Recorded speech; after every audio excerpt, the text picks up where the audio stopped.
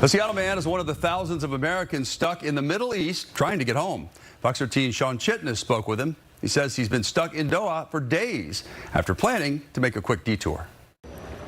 We know Qatar is an increasingly popular spot for Americans to travel to, make a stop, and then continue on with their trip abroad. We have a daily flight that goes to and from Doha here at SeaTac all week. President Trump sharing, though, that there are many trying to come back to the U.S. He posted on social media saying that since the launch of Operation Epic Fury, more than 9,000 Americans have safely returned from the Middle East.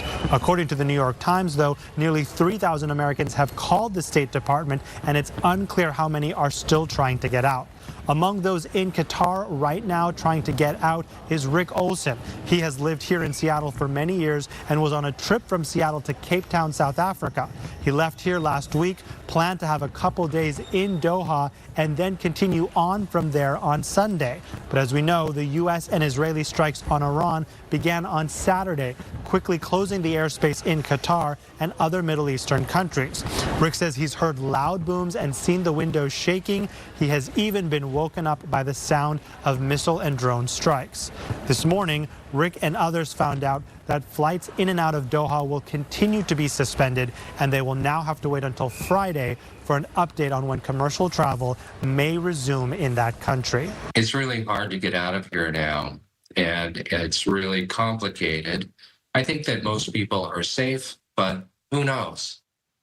This morning we were told to leave immediately by our government, and we can't leave safely. Rick says it's complicated and risky for most to try and leave Qatar by road and get to another airport in another country. He has met many Americans at his hotel, and it was a full flight with people from Seattle when he left last week. They do feel safe for now at their hotel because they say it's in a neighborhood that is well protected. Staff there are also able to take guests underground to reach a supermarket once a day and get supplies. He's using the Smart Traveler program, or STEP, from the State Department to get the latest updates, but says it's frustrating when all you're being told is to shelter in place and that the government cannot do anything more to help you at this time. He says for most Americans in Qatar, the best option will likely be for the U.S. government to charter a flight and help them evacuate from there. Reporting at SeaTac Airport, Sean Chitnis, Fox 13 News.